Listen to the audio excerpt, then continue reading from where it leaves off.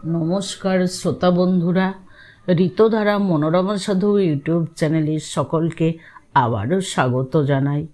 আজ একটি নতুন গল্প আপনাদের সামনে পড়ে শোনাচ্ছি। আজকের গল্পের নাম মাতসুমোতো, লিখেছেন প্রতিভা বসু। প্রথম দেখাতেই জাপানি মেয়ে মাতসুমোতো আমাকে ভালোবাসলো। বাঁ হাতের কোড়ে আঙুল বাড়িয়ে আমার ডান হাতের কোড়ে আঙুল জড়িয়ে ভরা গলায় বলল, বন্ধু হলাম। তার এই আবেগের জন্য আমি প্রস্তুত ছিলাম না। অপ্রত্যাশিত আনন্দে উচ্ছ্বসিত হয়ে বললাম, এই বন্ধুতা আমি চিরদিন মনে রাখব। এরপরে মাতসুমোতো আমার দুই গালে দুবার চুমু খেলো। তার অসম্ভব নরম হাত দিয়ে আমার গলা জড়িয়ে ধরল। দেখা হয়েছিল এক ভোজ সভায়। ওসাকা বিশ্ববিদ্যালয়ের কর্তৃপক্ষরা সেই ভোজের আয়োজন করেছিলেন। বিদেশি অতিথিকে অভ্যর্থনা জানাচ্ছিলেন তারা। কিছু জাপানি ছাত্রছাত্রীও ছিল সেখানে। এই মাতসুমোতো তাদেরই একজন। বয়স্ক ছাত্রী, মাঝে অনেক দিন বাদ দিয়ে আবার ভর্তি হয়েছে সংস্কৃত সাহিত্যে পারদর্শিনী হবার জন্য। সম্পূর্ণ জাপানি প্রথায় আদর, অভ্যর্থনা এবং খাদ্য পানীয় শেষ হতে সেদিন রাত হয়েছিল। হোটেলে এসে পৌঁছতে 12:30 বেজে গেল। যে গাড়িতে আমাদের পৌঁছে দিয়ে গেলেন ওরা, মাতসুমোতো সেই গাড়িতে ছিল। সে সব সময় আমার হাত ধরে বসেছিল। কিছু কৌতুক আর কিছু ভালোবাসা মেশানো দৃষ্টিতে আমাকে তাকিয়ে তাকিয়ে দেখছিল। বিদায় নেবার সময় এতখানি নিচু হলো, নরম হাসিতে সারা মুখ ভরিয়ে দিয়ে বলল, কাল তোমাদের কখন পাবো? আমি হিসেব করে বললুম, সকাল 8টা থেকে রাত 8টা পর্যন্ত কেবল এখানে আর ওখানে, তারপরে ছুটি। তুমি আসবে? সেই জন্যই তো জিজ্ঞেস করলুম। খুব ভালো কথা, তাহলে 8টার পরে এসো। 8:15 আসবো। আমাদের পৌঁছে দিতে 4 জন অধ্যাপক এসেছিলেন। একে একে প্রথমত সকলেই বিদায় নিলেন। মাতসুমোতো গাড়িতে উঠে মুখ বাড়িয়ে ঘাড় কাত করল। পরের দিন কাটায় 8:15 এলো সে। শুধু হাতে নয়, উপহার নিয়ে এসেছে। একটি অতি উৎকৃষ্ট ব্রোকেডের ব্যাগ, একগুচ্ছ চেরি আর এক বাক্স মিষ্টি। আমি বললুম, এসব কি? মাতসুমোতো বলল, ভালোবাসা। ভালোবাসার চেহারা যে এরকম আমি তা জানতাম না। তোমাকে দেখার আগে আমি কি জানতুম সে কথা? আমার যে তোমার জন্য কত কিছু আনতে ইচ্ছে করছিল তা তো তুমি জানো না। কিন্তু তোমাকে আমি আরও একটা জিনিস দেব। এই বলে কালো কুচকুচে একটি কলম আমার হাতে গুজে দিল। বলল, এটা আমার নিজের কলম, আমার নাম খোদাই আছে এতে।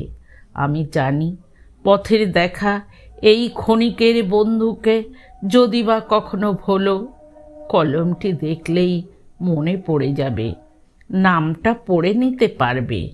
আমার ডাক নাম মাসু। আমি বললাম, মাসু, তোমাকে আমি কখনো ভুলবো না। আমার এই দীর্ঘ জীবনে এমন সুন্দর বন্ধুত্বটা আর কখনো আমি পাইনি। এমন পবিত্র ব্যবহার আমি কখনো দেখিনি।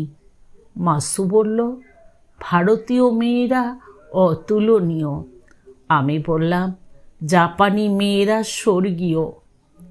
এরপরে আমি আর মাসু রাত 11টা পর্যন্ত কত কি যে গল্প করেছিলাম মনে নেই। মাসু ভাঙা ভাঙা ইংরেজিতে কথা বলছিল। মাঝে মাঝে আটকে গেলে ছোট্ট একটি ডিকশনারি খুলে দেখে নিচ্ছিল বিশেষ শব্দটি। বিদায়ের সময় মাসু পরের দিন কখন দেখা হবে জিজ্ঞেস করল। পরের দিনও সারাদিন এখানে ওখানে আমন্ত্রণ নিমন্ত্রণের পালা ছিল, ফাঁক খুঁজে পাওয়া গেল না। খুব বিমর্ষ হলো সে। সুদূর ভারতবর্ষের এক কোণের এক বাংলাদেশের একটি নিতান্ত আটপৌরে মেয়ের জন্য তার এই কাতরতা দেখে আমি রোমাঞ্চিত হলাম। মাত্র 10 দিনের জন্য এদেশে এসেছি আমরা। আমার স্বামীকে এখানকার বিশ্ববিদ্যালয়ে নিমন্ত্রণ করে নিয়ে এসেছেন। আমি এসেছি সঙ্গে। চলেছি অবশ্য বহু দূরের পাল্লায়। এটি পথের নিমন্ত্রণ। বরং ঘরবাড়ি ছেলে মেয়ে ছেড়ে কেমন করে দিন কাটাবে তাই ভাবছিলাম। এই মমতায় আমার প্রায় চোখে জল এলো। সেই রাত্রে কিয়োটো হোটেলের দুগ্ধ ফেননিভ শয্যায় জীবনের কাছে কৃতজ্ঞ হলাম। বলাই বাহুল্য, যে কদিন ছিলাম যেমন করে হোক কোনো না কোনো সময়ে আমি আর মাসু একসঙ্গে হয়েছি। কখনো কিয়োটোর মন্দিরের মতো পরিচ্ছন্ন রাস্তায় দুপাশের নুয়ে পড়া চেরি গাছের ফুলে ভরা ডালের তলা দিয়ে হেঁটে হেঁটে গল্প করেছি। কখনো কিয়োটো হোটেলের অগণিত নানাবিধ চেহারার ইন্দ্রপুরী তুল্য বসবার ঘরে বসে সময় কাটিয়েছি। কখনো কোনো পুরানো জাপানি সরাইখানার অভ্যন্তরে টেম্পুরা খেতে খেতে আড্ডা জমিয়েছি। মাসু ধনী লোকের মেয়ে। তার বাবা কিমোনো ব্যবসায়ী। কিয়োটো এবং টোকিও শহরে তাদের দুটি বিখ্যাত কিমোনোর দোকান আছে। টোকিওর দোকান মাসুর বাবা দেখাশোনা করেন। কিয়োটোর দোকানে বসেন মাসু আর মাসুর মা। এখানকার ছেলেমেয়েরা জাপানির চেয়ে আমেরিকান বেশি। তার চুল ছেটে ফেলেছে, আটো ফ্রক ধরেছে, মুখে ইংরেজি বুলির খই ফুটছে। কিন্তু মাসুর পোশাক তেমনি পা ঢাকা, পিঠে ওবি বাঁধা, ভারী কালো চুলের উঁচু খোপায় মুক্তোর লম্বা কাটা বসানো। গায়ের রং শাঁখের মতো সাদা, মসৃণ। মুখের লাবণ্য জোয়ারের মতো। যখন ফুলো ফুলো চেরা চোখে তাকিয়ে হাসে, শিশুর চেয়েও পবিত্র দেখায়। মাসুর বয়স 27, কিন্তু এখনো অবিবাহিত। আমি বললাম, বিয়ে করবেন না? মাসু বলল, না। কেন? অনেক বাধা আছে। কিসের বাধা? তুমি এত সুন্দর, এত ভালো, বিয়ে না করলে কতগুলো লোক বঞ্চিত হবে। তোমার মতো স্ত্রী, তোমার মতো মা। মাসু এইখানে থামিয়ে দিল আমাকে। চোখ নিচু করে বলল, অন্য কথা বলো। আমিও চুপ করে গেলাম। সত্যি তো, এসব ব্যক্তিগত কথায় আমার দরকার কি? কিন্তু মাসুই একটু পরে আবার কথাটা তুলল। বলল, জীবনে আমি 2টি মানুষকে ভালোবেসেছি। অবশ্যই মা বাবা বা আত্মীয়ের কথা ধরছি না এর মধ্যে। একজনকে প্রেম দিয়েছি, একজনকে বন্ধুতা দিয়েছি। বললাম, দুটোই খুব ভালো কথা। যাকে প্রেম দিয়েছ সেও নিশ্চয়ই তোমাকে প্রেম দিয়েছে, আর বন্ধু তো বন্ধুতা দেবেই। জেন মঠের ফুলে ভরা ঘাসে ছাওয়া মাঠে বসে আমরা কথা বলছিলাম। মাসু এক মুঠো দূর্বা হাতে তুলে নিল। ঘ্রাণ শুকলো। চুপ করে থেকে সজল চোখে তাকিয়ে বলল, কিন্তু দুটোই আমার ব্যর্থ হয়েছে। ব্যর্থ হয়েছে কেন? যাকে প্রেম দিয়েছি সে প্রেম দিয়েছে অন্যকে। যাকে বন্ধুতা দিয়েছি সে প্রেম দিয়েছে আমাকে। বুঝিয়ে বলো। তুমি বিদেশিনী, তবু আমি আজ তোমাকেই আমার মনের কথা বলবো। তুমি ভারতীয়, তুমি নিশ্চয়ই আমার দুঃখ বুঝবে।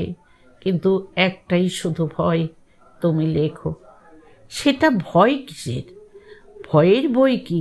যদি লিখে ফেলো ক্ষতি কি? ছি ছি, সবাই জেনে যাবে। আমি বাংলা ভাষায় লিখি, তোমার কোনো ভয় করবার কারণ নেই। মাসু হাসল। মাসুকে যে দেখেনি তাকে বোঝানো যাবে না সে হাসি কত মধুর। বলল, তা লিখলেই বা কি হয়? লেখারই বিষয়। আমার জীবন বড় অদ্ভুত, বড় বেদনাময়। হাতের ঘড়ি দেখল, আরও ঘন্টা 2 আমরা একসঙ্গে আছি। তোমাকে আমি সব কথাই খুলে বলি।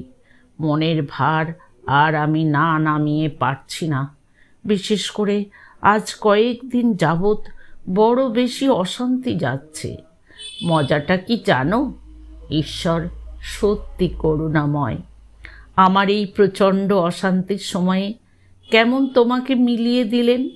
তোমাকে না পেলে আমি বাঁচতাম না। আমি অভিভূত হয়ে বললাম, মাসু, তুমি সত্যি আমাকে এত বন্ধু ভাবো? তেজ্জা চোখে তাকালো মাসু। ভাবি না, তোমাকে প্রথম দেখেই তো আমি বুঝেছিলাম যে মনের সঙ্গে আমি মন মেলাতে পারি, সে হচ্ছে এই। কিন্তু কি দুঃখ ভাবো, দুজন আমরা 2 দেশের। হয়তো জীবনে আর কোনো দিন তোমাকে আমি দেখব না। ও কথা বলো না, আমি তোমাকে মস্ত মস্ত চিঠি লিখব। তুমি নিশ্চয়ই ভারতবর্ষে আসবে। মাসু তার হাতের মুঠোয় আমার হাত তুলে নিয়ে চুপ করে বসে রইল। আমিও একটু সময় চুপ করে রইলাম। তারপর বললাম, কি বলবে বলছিলে? হ্যাঁ বলবো। এই বলে কোনো ভূমিকা না করে মাসু আমাকে যে গল্পটা বলল তা এই। মাসুর বাবার এক বন্ধু আছেন। তিনি কিয়োটোর সবচেয়ে বড় ডিপার্টমেন্টাল স্টোরের স্বত্বাধিকারী, লক্ষ লক্ষ টাকার মালিক। তার একটি ছেলের সঙ্গে খুব ছেলেবেলা থেকেই মাসুর বিয়ের ঠিক ছিল। ছেলেটি চমৎকার, যেমন বিদ্যাবুদ্ধি সততা তেমনি দেখতে সুন্দর। আশৈশব একসঙ্গে খেলাধুলা মেলামেশা করে বড় হয়ে উঠেছে দুজন। 2 পরিবার পাশাপাশি থাকতে থাকতে আত্মীয়ের মতো হয়ে গেছে। বিয়ের কথাটা মাসু বা ছেলেটি অনেক দিন পর্যন্ত জানত না। জানবার আগেই ছেলেটি একদিন তাকে প্রেম নিবেদন করল। ছেলেটির নাম তোশিও হায়াশি। বাড়ির পিছন দিকের বাগান ঘেরা একটি চাতালে দাঁড়িয়ে কথা বলছিল তারা। সেই বছর তাদের বাগানে অজস্র ফুল ফুটেছিল, অজস্র প্রজাপতি এসেছিল। তোশিও সেদিকে তাকিয়ে বলল, আমার হৃদয় আজ এই বাগানের মতোই উদ্ভাসিত। রক্তকণিকারা এই প্রজাপতির মতোই অস্থির চঞ্চল। মাসু, আমার মাসু, তুমি আমাকে ভালোবাসো তো? তোশিও মাসুর চিরদিনের বন্ধু। তোশিওকে সে কি আজ ভালোবাসে? জ্ঞান থেকেই তো সে কথা সে জানে। তোশিওর জন্য সে কি না করতে পারে। কিন্তু তোশিওর কথা শুনে, তোশিওর গভীর দৃষ্টির দিকে তাকিয়ে হঠাৎ সেদিন সে অনুভব করল, ভালোবাসার অনেক ধরন আছে। সব ধরন সকলের সঙ্গে আসে না। তোশিও তার কাছে আজ যে ভালোবাসার আবেদন জানাচ্ছে, সে ভালোবাসা মাসুর অন্তরে জন্ম নেয়নি। প্রথমটায় মাসু হাসবে ভেবেছিল, পরে ওর কান্না পেল। চুপ করে থেকে বলল, আমাদের দেশে ভালোবাসার বিয়ে প্রচলিত নেই। তাকে তুমি জানো না? গুরুজনরা এই ভালোবাসার কথা জেনে ফেললে আর কি আমরা দেখা করতে পারবো? তোশিও বলল, গুরুজনদের এখানে টেনে এনো না। এখানে তাদের জায়গা নেই। এখানে তুমি আর আমি। তুমি তোমার মনের কথা বলো। মাসু ভেবে পেল না কি বলবে। মুখের দিকে প্রত্যাশা ভরা দৃষ্টিতে তাকিয়ে থাকতে থাকতে তোশিও বলল, বুঝতে পেরেছি, জবাব দিতে পারছো না তুমি, এবং সেটা লজ্জার জন্য নয়। আসলে নিজের মনের কথা তোমার জানা নেই বলে। ঠিক আছে, আমি আবার কাল দেখা করব তোমার সঙ্গে। এবার যাবার আগে তোমার মুখ থেকে এই কথাটা শুনে যাব আমি। তোসিও পড়াশুনো করত নিউ ইয়র্কে। বড়লোকের ছেলেরা তাই করে এখানে। সেটা তাদের আভিজাত্যের লক্ষণ, তাদের ফ্যাশন। ছুটিতে ছুটিতে আসে। এই দ্বিতীয় ছুটিতে এসেছে সে। দূরে গিয়েই হৃদয়ের এই ভাবটা উপলব্ধি করতে পেরেছে। সে যেবার প্রথম গিয়েছিল কেঁদে ভাসিয়েছিল মাসুর সব খালি হয়ে গিয়েছিল। তোসিও যে তার আবাল্য বন্ধু, তোসিওকে ছেড়ে সে থাকবে কেমন করে? আস্তে আস্তে অভ্যেস হয়ে গিয়েছিল। অন্য বন্ধু বান্ধবের সংস্পর্শে সেই অভাববোধ কেটে গিয়েছিল। কিন্তু তোসিওর যায়নি। কি করে যাবে? মাসুর মতো বন্ধু তো সে একজনের বেশি দুজনকে পেতে পারে না, দুজনকে চাইতে পারে না। সে ভাব তার আর কারোর সঙ্গে আসবেই না হৃদয়ে। মাসুর জায়গা শুধু মাসুর জন্যই। তার প্রাণ মন মাসুতেই ভরা। সেই রাত্রে মাসু ঘুমোতে পারল না। সারা রাত এপাশ ওপাশ করে কাটিয়ে দিল। পরের দিন যখন দেখা হবার সময় হলো, ভয় করতে লাগলো। তার স্বতঃস্ফূর্ত আনন্দ নিয়েই চিরদিন যার সঙ্গে দেখা করতে অভ্যস্ত, সে মানুষ সেদিন তার ভয়ের কারণ হয়ে উঠল বলে বুকের ভিতরটা তোলপাড় করতে লাগলো। একটা দুর্বোধ্য কষ্টে অশান্ত হয়ে পড়ল। ভেবে চিনতে একটা চিঠি লিখল সে। লিখল, তুমি আমার কাছে যে প্রশ্নের জবাব চেয়েছ, সে প্রশ্নের জবাব দেওয়া আমার পক্ষে সহজ হচ্ছে না। এর একটা পরিণতি আছে। সেই পরিণতিটা আমি কিছুতেই মনের সঙ্গে গ্রহণ করতে না পেরে কেবলই বিধ্বস্ত হচ্ছি। আমাকে সময় দাও। চিঠিটা সে দেখা করে তোসিওর হাতে দিল। এক পলকে পড়ে ফেলে তোসিও খানিকক্ষণ অন্যদিকে তাকিয়ে চুপ করে রইল। তারপর একটি কথা না বলে চলে গেল। মাসু পিছনে পিছনে গিয়ে বলল, রাগ করলে? তোসিও বলল, না। কাল আসবে তো? না। কেন? কাল চলে যাব। কোথায়? যেখানে থাকি। তোমার তো এখন ছুটি। এখানে থাকার আর আমার কোনো অর্থ হয় না। মাসু কাঁদো কাঁদো হয়ে বলল, এতদিনের এত ভালোবাসা কি ওই একটা কথার উপরেই নির্ভর করেছিল? তোসিও বলল, এতদিন করছিল না, এখন করছে। এই বলে দ্রুত পায়ে ঘাস মারিয়ে একবারও ফিরে না তাকিয়ে নিজেদের আপেল বাগিচার মধ্যে ঢুকে গেল।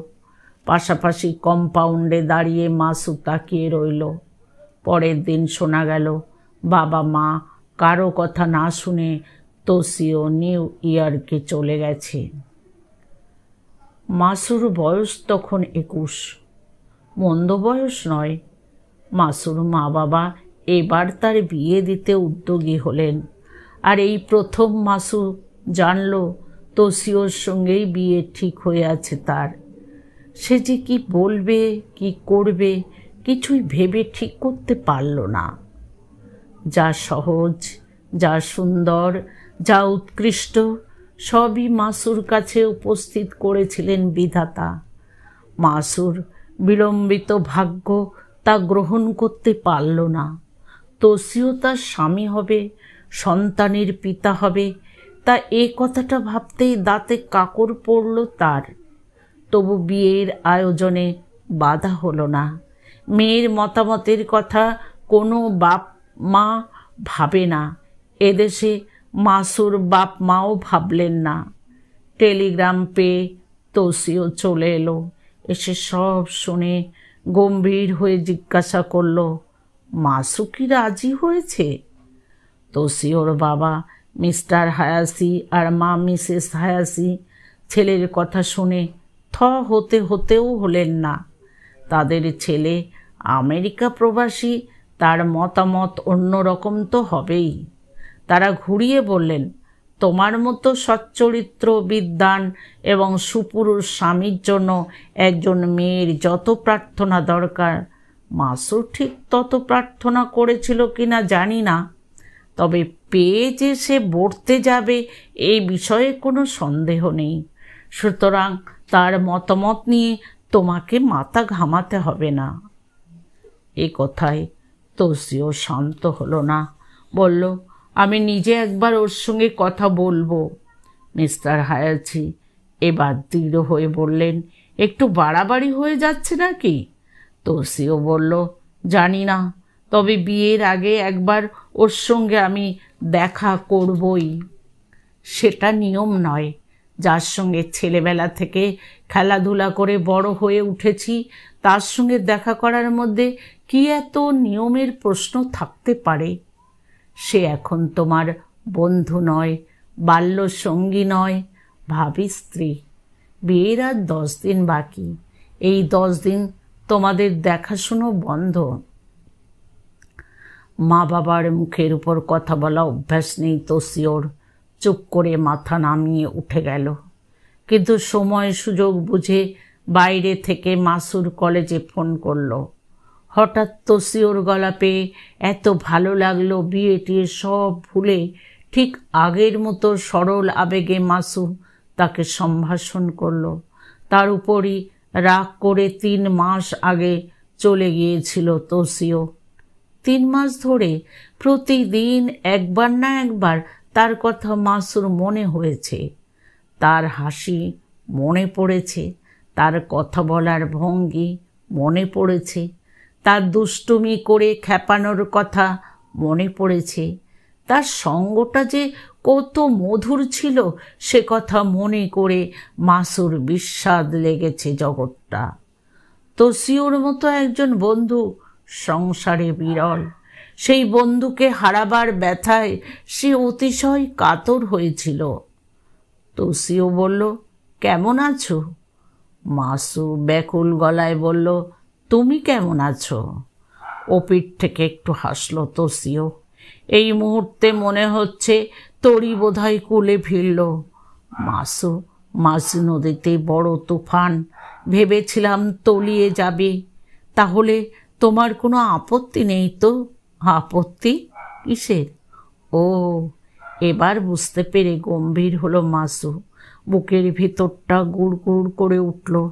তোষিওর ভালোবাসার স্রোত যেদিকে প্রবহমান, সেই স্রোতে মাসুর বন্ধুতা ভাসতে চায় না।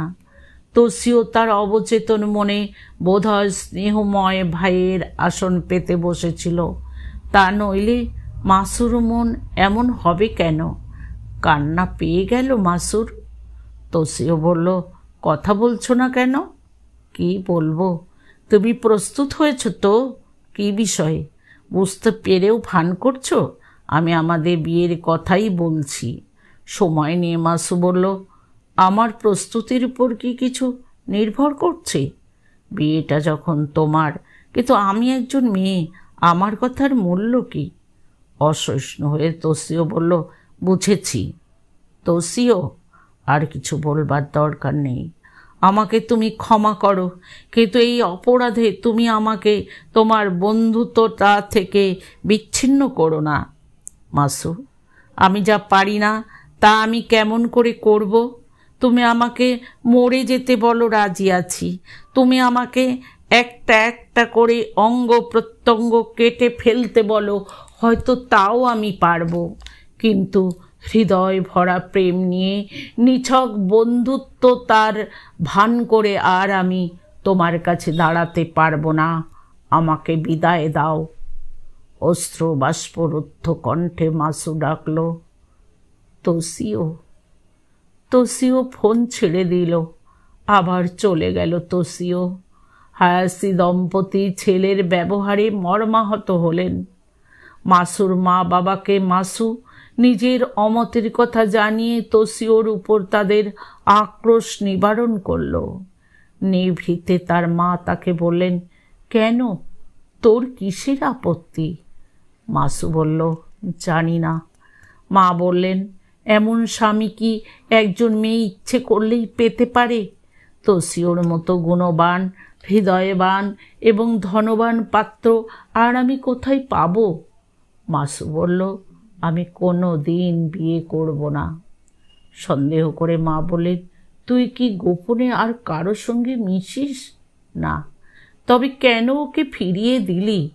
আমি ভাবতে পারি না, কিছুতেই ভাবতে পারি না মা। ভাববার কি আছে এর মধ্যে? আছে, অনেক আছে। ও আমার স্বামী হলে অনেক কিছু ভাববার আছে। আমি তো জানোয়ার নই যে সব পারি। আর তোসিও তো রক্ত মাংসের মানুষ। আমি পারবো না মা, পারবো না। খোলাখুলিভাবে এই কথা বলে মার কোলে উপুর হয়ে শুয়ে কাঁদতে লাগলো মাসু। মাসুর মনের এই অদ্ভুত ভাবের কোনো ব্যাখ্যা না পেলেও দুঃখটা বুঝলেন। দীর্ঘশ্বাস ফেলে মেয়েকে শান্ত হতে বললেন তিনি। দিন চলতে লাগলো খুঁড়িয়ে খুঁড়িয়ে। 8 মাস পরে মাসুর বিয়ে পরীক্ষা হলো। পাশ করে এমএতে ভর্তি হলো সে। এই 6 মাস তোসিও আর আসেনি। বিয়ে পাশের খবর আসার 7 দিন আগে মাসুর জন্মদিন ছিল। মূল্যবান উপহার এলো একটি নিউ ইয়র্ক থেকে। প্রেরকের নাম না থাকিলেও কে পাঠিয়েছে বুঝতে দেরি হলো না। আবার 7 দিন পরে পাশ করা উপলক্ষে আরেকটি উপহার এলো। তার 1 বছর পরে তোসিও দেশে এলো মায়ের অসুখের খবর পেয়ে।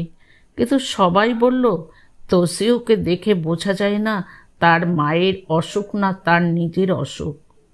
অমন সুন্দর স্বাস্থ্যবান ছেলের কি হাল হয়েছে? মিস্টার হায়াছি ছেলেকে দেখে রাগ ভুলে বিমর্ষ হলেন। জিজ্ঞেস করলেন, তোমার কি কোনো অসুখ করেছে? তোসিও মৃদু হেসে জবাব দিল, না তো। তবে এরকম চেহারা হয়েছে কেন? কি রকম? তোমাকে আমি ডাক্তার দেখাবো। তুমি বৃথা চিন্তা করছো। তোমাকে আমি আর ফিরে যেতে দেব না নিউ ইয়র্কে। আমার থিসিস কমপ্লিট করতে আরও 1 বছর বাকি। ছেড়ে দাও। হয়, খুব হয়। এ বছরটা তোমার বিশ্রাম দরকার। চুপ করে রইল তোসিও। মায়ের অসুখ সেরে গেলেও সত্যি তার যাওয়া হলো না। কেবল পিতার আদেশের জন্যই নয়। এক রাত্রে প্রবল জ্বর এলো তার। মাথার একটা অদ্ভুত যন্ত্রণায় সে মুহ্যমান হলো। আর সেই দুর্বল অবস্থায় তার মনের জোর রইল না। অর্ধজাগ্রত বোধ নিয়ে সে মাসুকে খুঁজতে লাগলো। মিসেস হায়াসি নিজে এসে ডেকে নিয়ে গেলেন তাকে। প্রাণ মন ঢেলে সেবা করল মাসু। শুধু তাই নয়, তোসিওর স্ত্রী হবার জন্য নিজেকে প্রস্তুত করল সে। মনকে বোঝালো যে তোমার জন্য ধীরে ধীরে মৃত্যুর দিকে এগিয়ে যাচ্ছে, তার জন্য তোমার কিছু ঋণ আছে এবং তা তোমার পরিশোধ করা দরকার। আর যার জন্য তোমার মনে এত শ্রদ্ধা ভালোবাসা, তাকে গ্রহণ করতে এই দ্বিধা তোমার মনের একটা ব্যাধি মাত্র। তোসিও 7 মাস পরে সুস্থ হয়ে পরিতৃপ্ত মন নিয়ে আবার চলে গেল নিউ ইয়র্ক। কথা রইল, মাসু এমএ পাশ করলে, তার নিজের থিসিস শেষ হলে তারপর তারা বিয়ে করবে। এটা তাদের নিজেদের মধ্যে শর্ত হলো। বাপ মায়েরা কিছু জানলেন না। কাটল কিছুদিন। দ্বিধা দ্বন্দ্ব কাটিয়ে একটা সিদ্ধান্তে আসতে পেরে মাসু অনেকটা নিশ্চিন্ত বোধ করেছিল। সেই সময় মনে মনে ভেবেছিল, বিয়ে করলেই, প্রেম হলেই এক শারীরিক সূচিতা কেটে গিয়ে শান্তি পাবে সে। কিন্তু প্রেমে পড়া যে সত্যি কি ভীষণ এবং তার মধ্যে শরীরের প্রাধান্য যে কতখানি, সেটা সে প্রথম উপলব্ধি করল এক জার্মান ভদ্রলোকের সংস্পর্শে এসে। ভদ্রলোক জরুরি সরকারি কাজে কিছুকালের জন্য জাপানে এসেছিলেন, আর জাপানে এলে জাপানি কিমোনো কেনে না এমন বিদেশি কেউ নেই। এক ছুটির দুপুরে যখন একখানা বই হাতে নিয়ে সে তাদের বিশাল দোকানের একটি নির্জন কোণে উপন্যাসের সবচেয়ে জোরালো জায়গাটায় এসে পৌঁছেছে, এমন সময় সেই ভদ্রলোকটি এসে দাঁড়ালেন। ক্যাশিয়ার ছুটি নিয়েছে, টাকাটা মাসুকেই নিতে হবে। ভদ্রলোক গমগমে একটু অভিযোগ করলেন দোকানের লোকেরা তার দিকে ভালো করে মনোযোগ দিচ্ছে না বলে। বইটই রেখে তাড়াতাড়ি উঠে দাঁড়ালো মাসু। নিজের অন্যমনস্কতার জন্য লজ্জিত হলো, মাথা নিচু করে অনেকবার ক্ষমা চাইল। কিমোনোর দাম নিয়ে 50 বার আরিগাতো আরিগাতো বলতে লাগলো। আরিগাতো মানে ধন্যবাদ। সব কথাতেই তাদের ধন্যবাদ বলা অভ্যাস। সেদিন তার মাত্রা ছাড়ালো। যাবার সময় ভদ্রলোক খুশি মনে বিদায় নিলেন। 3 দিন পরে খুব অপ্রত্যাশিতভাবে কলেজের পথে আবার দেখা হয়ে গেল ভদ্রলোকের সঙ্গে। কাঁধে ক্যামেরা নিয়ে তিনি দৃশ্য তুলে বেড়াচ্ছেন। মাসুকে দেখেই এগিয়ে এসে হাত ঝাঁকিয়ে সম্ভাষণ করলেন। মাসু অনুভব করল ভদ্রলোকটি যেন একটু বেশি সময় নিলেন হাত ঝাঁকাতে, আর সেই সময়টুকু মাসুর বুকের তলায় ছোট্ট একটু কম্পন তুলল। মাসু বলল, ভালো? ভদ্রলোক বললেন, খুব ভালো। আরও ভালো এই যে তোমার সঙ্গে দেখা হয়ে গেল। মাসু আবার আরিগাতো বলল। খানিকটা পথ একসঙ্গে হাঁটল তারা। ভদ্রলোক জাপানি মেয়ের নমুনা হিসেবে মাসুর একটি ছবি তুলতে অনুমতি চাইলেন। মাসু গড়রাজি হবার কোনো কারণ দেখল না। এই সূত্রটি ধরেই আনাগোনা আরম্ভ হলো। ছবি দিতে আসা, ছবি তুলতে দেওয়ার কৃতজ্ঞতা স্বরূপ একজন নিমন্ত্রণ করা, তার আবার পাল্টা নিমন্ত্রণ, এইসব করতে করতে পরিচয়টা ঘনিষ্ঠ হলো। কিছুদিনের মধ্যে দেখা গেল তারা প্রায় নির্ধারিত সময়ে দেখাশুনো করছে। মাসু বুঝতে পারল তার দুর্বলতা, তার বিবেক তাকে অনেক থমকালো, কিন্তু শোধরাতে পারল না। এই টান বড় ভীষণ টান। মাসু প্রেমের শেষ সোপানে গিয়ে পৌঁছল। এদিকে চিঠি না পেয়ে পেয়ে অস্থির হয়ে উঠল তোশিও। টেলিগ্রামের উপর টেলিগ্রাম আসতে লাগলো। মাসু যেমন বিব্রত হলো তেমনি বিরক্ত হলো। গুরুজনরা প্রশ্নে প্রশ্নে অস্থির করে তুললেন। তোশিও সম্পর্কে কবে যে কেমন করে একটা দায়িত্ববোধ জন্মে গেছে মাসু তা জানে না। বুকের একটা শিরাতে টান ধরল। আর যাই করুক, তোশিওকে সে ঠকাতে পারে না, তোশিওকে বঞ্চনা করতে পারে না। রাত্রিগুলো তার চোখের জলে ভেসে যেতে লাগলো, দিনগুলো প্রেমের স্রোতে। শেষে নিজের সঙ্গে একা হতেই তার ভয় আরম্ভ হলো। মনে হলো রাত্রি নামক কোনো বিশ্রামের সময় না থাকলে বুঝি বেঁচে যেত সে। ভদ্রলোক 6 মাসের জন্য এসেছিলেন। লেখালেখি করে আপ্রাণ চেষ্টায় কাজের মেয়াদ আরও 3 মাস বাড়িয়ে নিলেন। বছরের শেষে তোশিও দেশে ফিরল। সে বুদ্ধিমান ছেলে, মাসুর পরিবর্তন বুঝতে পেরেছিল, কিন্তু এতটা ভাবেনি। এসে স্তম্ভিত হলো, কিন্তু কিছু বলল না। বলা তার স্বভাব নয়। এবার আর ফিরে গেল না সে। চুপচাপ বাড়িতেই দিন কাটাতে লাগলো। তার মা বাবা তার বিয়ে দেবার জন্য অস্থির হয়ে উঠলেন। তোশিওর মতামতের অপেক্ষা না রেখে দিক বিদিকে মেয়ে খুঁজতে লাগলেন। কিয়োটো শহরে হায়াসিরা বিখ্যাত পরিবার। তোশিও হায়াসি বিখ্যাত ছাত্র। মেয়ের বাপেরা ঝাঁকে ঝাঁকে এসে ছেঁকে ধরল। তোশিও বলল, সব ফিরিয়ে দাও, মেয়ে আমি নিজে পছন্দ করেছি। কাকে কাকে? হায়াসি স্বামী স্ত্রী হুমড়ি খেয়ে পড়লেন। তোশিও বলল, সময় হলে বলবো। ছেলে তাদের সব বিষয়েই ভালো, যেমন বাধ্য তেমন নম্র, কিন্তু এই এক বিষয়ে মা বাপকে উতলা করল সে। উতলা অবশ্যই নিজেই সবচেয়ে বেশি হলো, তার খাওয়ার ঠিক রইল না, নাওয়ার ঠিক রইল না। মাত্র 3 মাসের জন্য থিসিসটা কমপ্লিট করলো না। মাঝখান থেকে একটা ছোট স্কুলে মাস্টারি নিয়ে বসলো। সারাদিন চুপচাপ নিজের ঘরে বসে থাকে আর সময় মতো স্কুলে যায়। তোষিওকে ভালোবাসত সবাই, বন্ধুরা তাকে প্রাণতুল্য ভাবত। মাঝে মাঝে তারা এসে জোর করে নিয়ে যেত এখানে ওখানে, সিনেমায় অথবা থিয়েটারে। ওই যাওয়া পর্যন্তই, প্রাণ থাকতো না তাতে। তোষিওর মা বাবার অশান্তির সীমা রইল না, এবং কেউ কিছু না বললেও তারা বুঝে নিলেন এর মূল কারণ মাসু। দুই পরিবারের এতদিনের বন্ধুত্ব তাই একটি অলক্ষ্য ফাটল ধরল। জার্মান ভদ্রলোকটির সঙ্গে মাসু যতই প্রেমে আসক্ত হোক না কেন, তোষিওর কথা সে তা বলে মন থেকে উচ্ছেদ করতে পারল না।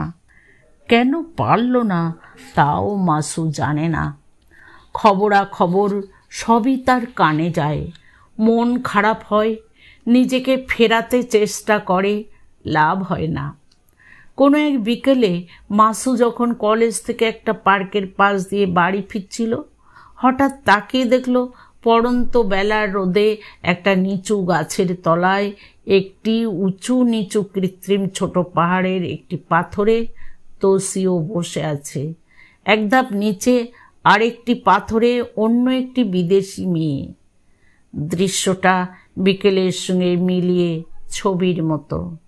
মাসু যেতে যেতে হোঁচট খেল, দাঁড়ালো, শেষে হনহন করে চলে গেল। বাড়ি গিয়ে মনে হলো খিদে নেই।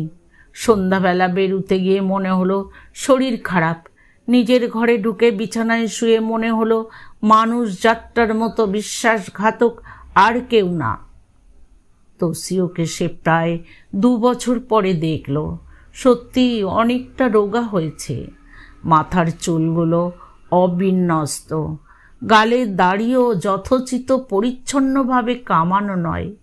তবু মনে হলো আগের চেয়ে দেখতে যেন অনেকটা বেশি সুন্দর হয়েছে। আর প্রণয়িনীটিকে সামনে নিয়ে মুখের যেরকম আত্মহারা ভাব ছিল, সেরকম ভাব মাসু অন্তত কোনো দিন দেখেনি। পুরুষ জাতকে মাসু ধিক্কার দিল, তাদের ভালোবাসার বড়াইয়ের মুখে ছাই দিল। শুধু মাসুই নয়, এরপরে পরিচিতদের মধ্যে আরও অনেকে তোষিওকে নানা জায়গায় ওই মেয়েটির সঙ্গেই ঘোরাফেরা করতে দেখল। কিছুদিনের মধ্যে একটা চাপা ফিসফাসও আরম্ভ হলো। শোনা গেল মেয়েটি তোষিওর স্কুলেরই একজন শিক্ষয়িত্রী। সবাই ওয়াক থু করল, বলল শেষে নাকি তোষিও হায়াসি ওই একটা কুৎসিত বিদেশি শিক্ষয়িত্রীর পাল্লায় পড়ে মাথা মুড়ল। মনে মনে মাসু ওয়াক থু না করে পারল না। ততদিনে জার্মান ভদ্রলোকটি নিজের দেশে চলে গিয়েছিলেন। আসলে ভদ্রলোকটি বিবাহিত। মাসুকে দেখার আগে স্ত্রীর সঙ্গে তার কোনো বিরোধ ছিল না, আর মাসুকে দেখার পরে মাসুকে যতটা ভালোবাসছেন, স্ত্রীর প্রতি বর্তমানে তার চেয়ে অনেক কম আকর্ষণ অনুভব করলেও জীবন থেকে তাকে একেবারে বাদ দেবেন এরকম একটা কথা তিনি ভাবতেই পারেন না। তার উপরে 2টি বাচ্চা আছে। সুতরাং মাসুর বিষয়ে তার যত দুর্বলতাই থাকুক, আর বেশি দিন এখানে থাকা তার পক্ষে সম্ভব হলো না। অথচ মাসুকে এভাবে রেখে নিজের দেশে ফিরে যেতে যথেষ্ট কষ্ট হলো তার। মাসুর ভাষায় ভদ্রলোকটি সৎ। মাসুর সঙ্গে পরিচয়ের অনতি পরেই তিনি মাসুকে স্ত্রীর কথা জানিয়েছিলেন। তবুও মাসু ভাসিয়ে দিয়েছিল নিজেকে। জার্মান ভদ্রলোক নিয়মিত চিঠি লিখছিলেন তাকে। মাসুকে হয়তো তিনি অকারণে একটা অশান্তির মধ্যে ফেললেন এই ভেবে অনুতাপ করছিলেন। মাসু জবাব দিয়েছিল, অনুতাপ করবার কোনো কারণ নেই, কেননা মাসুর জীবনে এমন একটি বাধা আছে যার জন্য সেই জার্মান ভদ্রলোককে যদি কখনো তার পানি প্রার্থীও হতেন, মাসু নিজেই তার প্রতিবন্ধক হতো। মাসু শুধু তাকেই না, আরও একজনকে ভালোবাসে। সে ভালোবাসার প্রকৃতিটা যে কি তা অবশ্যই সে জানে না, শুধু এটা জানে জীবনে তার সুখী হবার অধিকার নেই। এরপরে সেই ভদ্রলোকের চিঠির সুর আস্তে আস্তে অন্য রকম হয়ে আসছিল। তিনি তাকে সেই আর একজন ভালোবাসার পাত্রটিকে বিয়ে করে সুখী হতে উপদেশ দিচ্ছিলেন। মাসুর মনে কিন্তু সেই ভদ্রলোকের সঙ্গে শত স্মৃতি বিজড়িত দিনগুলো তখনও জ্বলজ্বল করছিল। অথচ যেই মুহূর্তে তোসিওর সঙ্গে অন্য একটি মেয়েকে যুক্ত হতে দেখল, সব ভুলে গেল। যেন সর্বনাশ হয়ে গেল তার। পরীক্ষার আর বেশি বাকি ছিল না, কিন্তু পরীক্ষা দিল না। অসুস্থতার ভান করে পড়ে রইল বিছানায়। মা বাবার একমাত্র সন্তান সে, তার উপরে যথেষ্ট বয়স হয়েছে। যত বিরক্তই হন, বিশেষ কিছু বলতেও পারেন না। বাবা তো মোটামুটি টোকিওতেই থাকেন, তবে বেশি দেখেন না, বোঝেনও না। যত যন্ত্রণা মার। এই করে করে আরও 6 মাস কেটে গেল। তারপর একদিন শোনা গেল তোসিও বিয়ে করছে। যেদিন খবরটা কানে পৌঁছালো, কাঁদতে কাঁদতে চোখ ফুলিয়ে ফেলল মাসু। মাসুর মা রেগে গিয়ে বললেন, আর যদি তুমি বাড়াবাড়ি করো, আমি কালই তোমার বাবাকে আসতে টেলিগ্রাম করব। তিনি এসে তোমাকে টোকিওতে নিয়ে যাবেন। আমি কিছুতেই তোমাকে আর এখানে রাখব না। মার মনে মা রাগারাগি করতে লাগলেন, মাসুর মনে কাঁদতে লাগলো। শেষে একদিন নির্জনে তোসিওকে ফোন করলো সে। হ্যালো, আমি মাসু বলতে গলা কাঁপল তার। মাসু? ও পিঠের গলাও অকম্পিত শোনা গেল না। মাসু বলল, আমার অভিনন্দন। তোসিও বলল, আরিগাতো। আশা করি খুব সুখে আছো। হয়তো। ভাবি স্ত্রীটি নিশ্চয়ই মনোমতো হয়েছে। তোমার কি আর কোনো জরুরি কথা আছে? এগুলি কি যথেষ্ট জরুরি নয়? না। আজকাল তবে কি ধরনের কথা অথবা কার কথা তোমার বিশেষ জরুরি বলে বোধ হয়? মাসু, নিজেকে কোনো কারণেই ছোট করো না। এখন তো আমাকে তোমার ছোটই মনে হবে। কিছু মনে করো না, আমার ঘুম পেয়েছে, আমি ফোন ছেড়ে দিচ্ছি। রেগে অস্থির হয়ে মাসু নিজেই ফোন রেখে দিল, কিন্তু সেই রাগ তাকে আরও উত্তেজিত করল।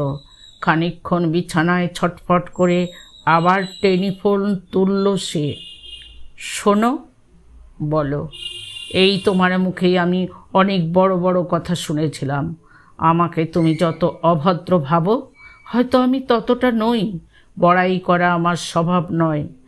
কেবল চুল দাড়ি রেখে ময়লা জামা কাপড় পরে পরীক্ষা না দিয়ে বিরহের বিজ্ঞাপন আঁটো, এই তো। তোসিও অভদ্র নয় সেটা তো নিশ্চয়ই। মাসুও যে অভদ্র এমন কথা মাসু কখনো ভাবেনি। কিন্তু কি যে তার মনের ভাব তোসিও সম্পর্কে তা সে এখনো এত বছর পরেও বুঝতে পারে না। সেই সময় তার যেন কোনো জ্ঞান গম্যি ছিল না। ভদ্রতা অভদ্রতার কোনো প্রশ্নই উঠল না মনে। তোসিও তার একান্ত তার। সেই দাবিতে যদি কেউ প্রতিবন্ধক হয়, যে কোনো উপায়ে উচ্ছেদ করতেই হবে তাকে। কিন্তু সব বিষয়েই তোসিও সংযত, শান্ত। মাসু যখন তার চোখের সামনে অন্যের সঙ্গে নির্লজ্জের মতো প্রেম করে বেরিয়েছে, কই, তখন তো তোসিও এমন করেনি। অথচ তোসিও যত কষ্ট হয়েছে, তত কষ্ট কি মাসুর কখনোই হতে পারে? নিজের মনের দৈন্য দেখে নিজের মনের দৈন্য দেখে লজ্জিত হওয়া উচিত ছিল মাসুর, কিন্তু হলো না। তোষিওর জবাব শোনবার জন্যে শক্ত হাতে ফোন ধরে রইল। একটু দেরি করে যেন বেদনায় বিদীর্ণ হয়ে তোষিওর গলা ভেসে এলো, তুমি বড় নিষ্ঠুর। আর তুমি? হতে পারলে ভালো হতো। তোমার নিজের ধারণায় তুমি যত বড়, তত বড় তুমি নও। আমার ক্লান্ত লাগছে, আমাকে দয়া করে একটু ফোনটা তুমি ছেড়ে দাও। তাই দিচ্ছি, কিন্তু তার আগে শুধু একটা কথা জানিয়ে দিই, তোমার মতো বিশ্বাসঘাতক দুনিয়ায় দুটি নেই। কটাং করে ফোন রেখে বিছানায় শুয়ে চোখের তপ্ত জলে বালিশ ভেজাতে লাগলো মাসু। 23 বছরের মাসু 13 বছরের বালিকার চেয়েও অবুঝ হয়ে গেল। খুব আশ্চর্য, পরের দিন ব্রেকফাস্ট করে মা যখন দোকানে বসতে গেলেন আর তাকে যখন গৃহকর্মের জন্য উঠতেই হলো, মন খারাপ করে বাগানে গিয়ে দাঁড়াতেই দেখল তোষিও তাদের লতা ঘেরা বাঁশের গেটটি খুলে ভিতরে এলো। দেখিনি ভাব করে অন্যদিকে তাকিয়েছিল মাসু। তোষিও বলল, আমাকে ডেকেছ? মুখ ফিরিয়ে একবার তাকিয়ে মাসু চোখ সরিয়ে বলল, না। তবে যে তোমার মা আমাকে আসতে বললেন। ও, মা বলেছেন তাই এসেছো, নিজে থেকে আসোনি? হেসে ফেলল তোষিও। মাসু বলল, খুব আনন্দ হয়েছে না? হাসি আর চাপতে পারছো না? আনন্দই বটে, কিন্তু কি হয়েছে তোমার? শুনলাম কান্নাকাটি করছো, খাচ্ছ না কেন? মিস্টার কেলনার কি চিঠিপত্র লিখছেন না অনেক দিন? তোষিওর মুখে মিস্টার কেলনারের নাম উচ্চারণ হতে শুনে চমকে উঠল মাসু। তার মুখ লাল হয়ে উঠল। এরকম নাম ধাম সবইও তোষিওর জানা আছে, সে কথাটা জানতো না সে। মুখে তার কথা ফুটল না। তোষিও বলল, তোমার মার একটা ভুল ধারণা হয়েছে। এসব কান্নাকাটির মধ্যে আমার হয়তো একটা পার্ট আছে।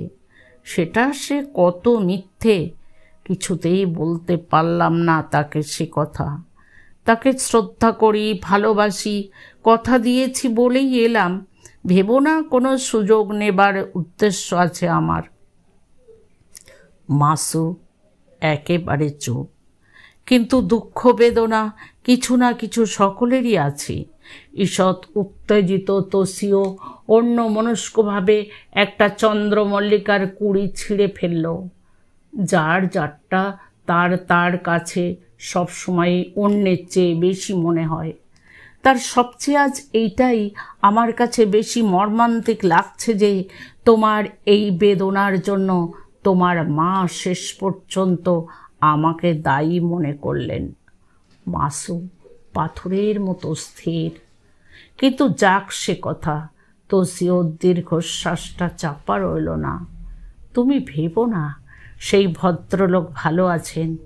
আমাদের স্কুলে আমার এক বিদেশিনী বন্ধু আছেন, তিনি জাতিতে আমেরিকান। জার্মান ভদ্রলোকটিকে তিনি খুব ভালো করেই চেনেন। ভদ্রলোকটির স্ত্রী এর মামাতো বোন। ভদ্রলোকটি নিজে জার্মান হলেও বিয়ে করেছেন একটি আমেরিকান মেয়েকে। ভদ্রলোক যখন এখানে বসে তখন তোমাকে মনে রেখে স্ত্রীকে ভুলে থেকে কষ্ট দিচ্ছিলেন। তিনি তখন আমার বন্ধুকে চিঠি লিখে জানতে চেয়েছিলেন ব্যাপারটা কি। আমার বন্ধু শুধু লিখে দিলেন, ভাবনার কিছু নেই। আমার কাছে তিনি তোমার কথা শুনেছিলেন।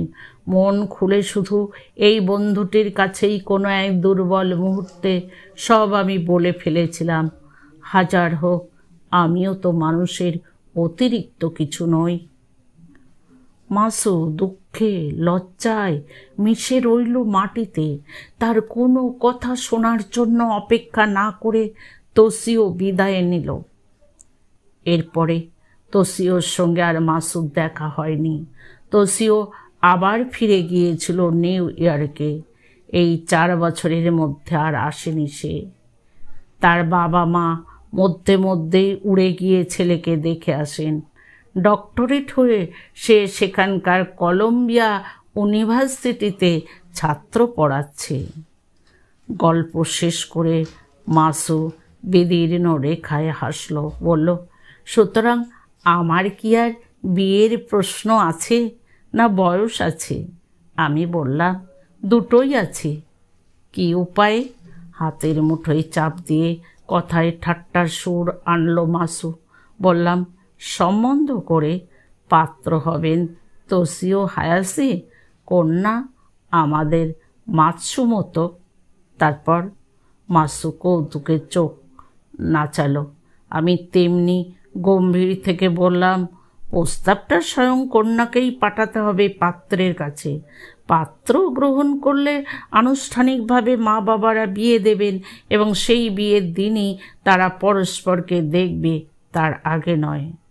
আর পাত্র যদি রাজি না হয়, মনে হচ্ছে সেটা সম্ভাবনার পরপারে। এত বিশ্বাস? নিজের মনকে জিজ্ঞেস করে দেখো না। মাতসুমোতো অর্থপূর্ণভাবে হেসে উঠে দাঁড়ালো, বলল, গাড়ি এসে গেছে, চলো। পরের দিন সকাল 10টায় কিয়োটো শহর ছেড়েছিলাম। এয়ারপোর্টে বিদায় দিতে এসে আলিঙ্গনাবদ্ধ করে মাসু বলল, তুমি আমার আসল বন্ধু, এই বলে চুমু খেলো। আমি সজল চোখে প্লেনে উঠতে উঠতে ভাবলাম, আমার কথাটা কি তবে মাসুর মনে ধরেছে? কি জানি।